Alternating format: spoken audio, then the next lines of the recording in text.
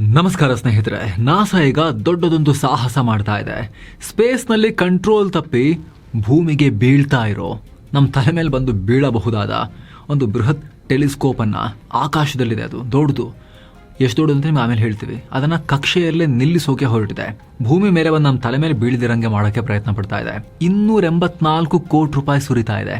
ಅಷ್ಟು ದುಡ್ಡನ್ನು ಖರ್ಚು ಮಾಡಿ ಸ್ವಿಫ್ಟ್ ರೆಸ್ಕ್ಯೂ ಮಿಷನ್ ಅನ್ನೋ ವಿಶೇಷ ಕಾರ್ಯಾಚರಣೆಯನ್ನೇ ಲಾಂಚ್ ಮಾಡಿದೆ. ಕಳೆದ 22 ವರ್ಷಗಳಿಂದ ಬ್ರಹ್ಮಾಂಡದ ಪ್ರಮುಖ ರಹಸ್ಯಗಳನ್ನು ಭೇದಿಸ್ತಾ ಇದ್ದ ಕೋಟ್ಯಂತರ ರೂಪಾಯಿ ಬೆಲೆಯ ಸ್ವಿಫ್ಟ್ ಉಪಗ್ರಹ ಈಗ ಉಸಿರು ಚೆಲ್ಲೋ ಸ್ಥಿತಿಯಲ್ಲಿದೆ, ಸಾಯೋ ಸ್ಥಿತಿಯಲ್ಲಿದೆ. ಇದನ್ನ ಉಳಿಸಿಕೊಳ್ಳೋದೇ ನಾಸಾದ ಈ ಮಿಷನ್ ನ ಮೇನ್ ಟಾರ್ಗೆಟ್. ಹಾಗಿದ್ರೆ ಏನಿದು ಸ್ವಿಫ್ಟ್ ರೆಸ್ಕ್ಯೂ ಮಿಷನ್?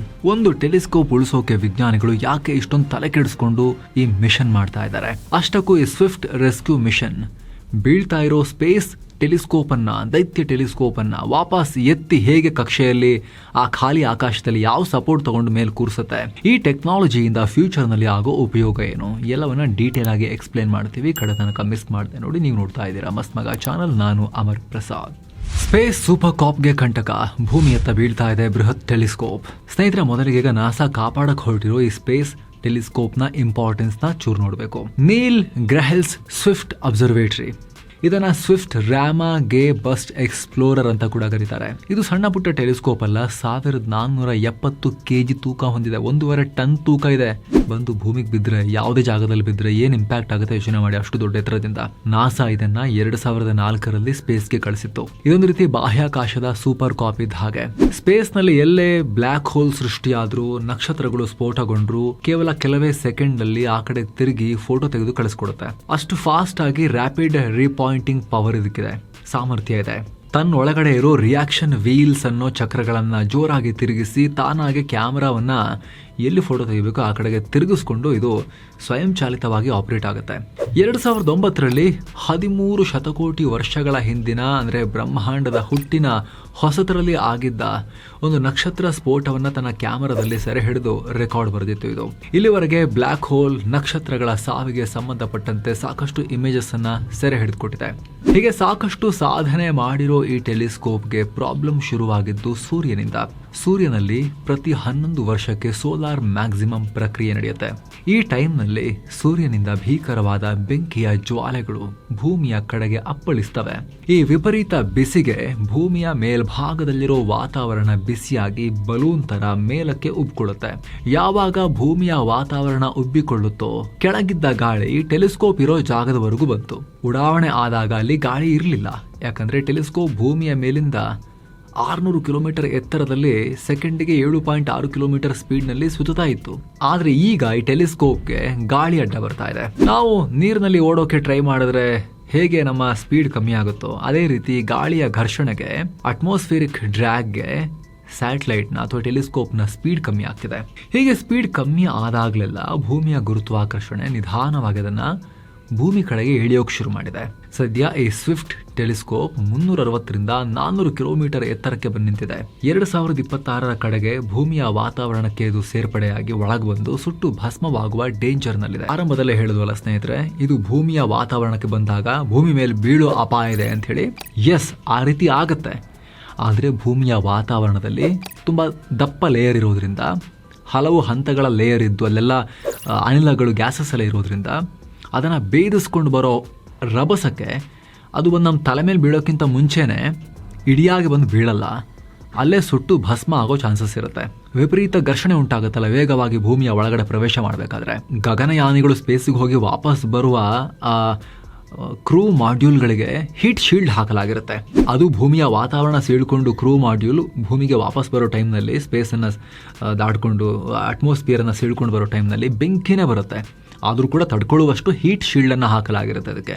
ಆದರೆ ಇದು ಸ್ಯಾಟಲೈಟ್, ಇದು ಟೆಲಿಸ್ಕೋಪ್, ಇದಕ್ಕೆ ಆ ರೀತಿ ಶೀಲ್ಡ್ ಎಲ್ಲ ಇಲ್ಲ, ಎಕ್ಸ್ಪೋಸ್ ಆಗಿದೆ ಇದು. ಹಾಗಾಗಿ ಭೂಮಿಯ ವಾತಾವರಣಕ್ಕೆ ನುಗ್ತಿದ್ದ ಹಾಗೇನೆ ಇದು ಚದರಿ ಹೋಗಿ ಪೀಸ್ ಆಗಿ ಸುಟ್ಟು ಭಸ್ಮ ಆಗೋ ಸಾಧ್ಯತೆ ಇರುತ್ತೆ. ಆದರೂ ಕೂಡ ಕೆಲವೊಂದಿದ್ರ ಅವಶೇಷಗಳು ಭೂಮಿಯ ಮೇಲೆ ಬಂದು ಅಲ್ಲಿ ಇಲ್ಲಿ ಚದರಿ ಬಿದ್ದು ಅನಾಹುತ ಮಾಡೋ ಚಾನ್ಸಸ್ ಕೂಡ ಇರುತ್ತೆ. ಇದು ಆಗಬಾರದು, ಯಾಕಂದ್ರೆ ಒಂದು ರಿಸ್ಕ್ ಕೂಡ ಹೌದು, ಇನ್ನೊಂದು ದುಡ್ಡು ವೇಸ್ಟ್. ಯಾಕಂದ್ರೆ ಹೊಸದಾಗಿ ಇದನ್ನ ಮಾಡಿ ಸ್ಪೇಸ್ ಕಳಿಸ್ಬೇಕು ಅಂದ್ರೆ ಇವಾಗ 4700 ಕೋಟಿ ರೂಪಾಯಿ ದುಡ್ಡಾಗುತ್ತೆ, ಅಷ್ಟು ಖರ್ಚಾಗುತ್ತೆ. ಅದರಲ್ಲಿ ತನ್ನಂತಾನು ಮೇಲಕ್ಕೆ ಎತ್ತುವ ಎಂಜಿನ್ ಕೂಡ ಇಲ್ಲ. ವಾಪಸ್ ಅದನ್ನ ಭೂಮಿಯಿಂದ ದೂರಕ್ಕೆ ಮೇಲಕ್ಕೆ ತಗೊಂಡೋಗಿಡೋ ಪವರ್ ಅದಕ್ಕಿಲ್ಲ. ಹೀಗಾಗಿ ನಾಸಾ ಈ ಐತಿಹಾಸಿಕ ರಕ್ಷಣಾ ಕಾರ್ಯಾಚರಣೆ ಕೈ ಹಾಕಿದೆ. 4,000 ಕೋಟಿ ಖರ್ಚು ಮಾಡಿ ಮತ್ತು ಹೊಸದಾಗಿ ಮಾಡಿ ಕಳಿಸೋದ್ರ ಬದಲಿಗೆ 200-300 ಕೋಟಿ ರೂಪಾಯಿ ಖರ್ಚು ಮಾಡಿ ವಾಪಸ್ ಅದನ್ನು ತಳ್ಳಿ ಮೇಲಿಡಕ್ಕಾಗತ್ತಾ ಅಂತ ಟ್ರೈ ಮಾಡ್ತಾ ಇದೆ. ಅದಕ್ಕೋಸ್ಕರ ಲಾಂಚ್ ಮಾಡಿರೋ ಮಿಷನ್ ಸ್ವಿಫ್ಟ್ ಬೂಸ್ಟ್ ಮಿಷನ್ ಅಥವಾ ಸ್ವಿಫ್ಟ್ ರೆಸ್ಕ್ಯೂ ಮಿಷನ್. ಇದನ್ನು ನಾಸಾ ಮತ್ತು ಅಮೆರಿಕದ ಕ್ಯಾಟಲಿಸ್ಟ್ ಸ್ಪೇಸ್ ಟೆಕ್ನಾಲಜೀಸ್ ಅನ್ನೋ ಕಂಪನಿ ಜಂಟಿಯಾಗಿ ನಡೆಸ್ತಾ ಇರೋದು. $30 ಮಿಲಿಯನ್ ಖರ್ಚು, ಸುಮಾರು 284 ಕೋಟಿ ರೂಪಾಯಿ. ಈ ಕ್ಯಾಟಲಿಸ್ಟ್ ಸ್ಪೇಸ್ ಟೆಕ್ನಾಲಜೀಸ್ ಸ್ಪೇಸ್ನಲ್ಲಿ ಹಳೆ ಸ್ಯಾಟಲೈಟ್ಗಳನ್ನು ರಿಪೇರಿ ಮಾಡೋಕೆ ಅಂತಲೇ ಶುರುವಾದ ಒಂದು ಸ್ಪೇಸ್ ಸ್ಯಾಟಲೈಟ್ ಗ್ಯಾರೇಜ್ ಕಂಪನಿ ಅಂತ ಅಂದ್ಕೊಳ್ಳಿ. ಗ್ಯಾರೇಜಿಗೆ ಬರಲ್ಲ, ಇವರು ಅಲ್ಲಿಗೆ ಹೋಗಬೇಕು ರಿಪೇರಿ ಮಾಡೋಕ್ಕೆ, ಮಿಷನ್ಸ್ನ ಕಳಿಸ್ಬೇಕು. ಈ ಮಿಷನಲ್ಲಿ ರೆಸ್ಕ್ಯೂ ಆಪರೇಷನ್ನ ಹೀರೋ ಲಿಂಕ್ ಅಂತ. ಲಿಂಕ್ ಅನ್ನೋದು ಒಂದು ರೋಬೋಟಿಕ್ ಸರ್ವಿಸಿಂಗ್ ಸ್ಪೇಸ್ ಕ್ರಾಫ್ಟ್. ಇದೊಂದು ದೊಡ್ಡ ಫ್ರಿಡ್ಜ್ ಗಾತ್ರದ ಅತ್ಯಾಧುನಿಕ ರೋಬೋಟ್. ಇದು ಮೆಕ್ಯಾನಿಕ್ ಅಂತ ಅಂದ್ಕೊಳ್ಳಿ.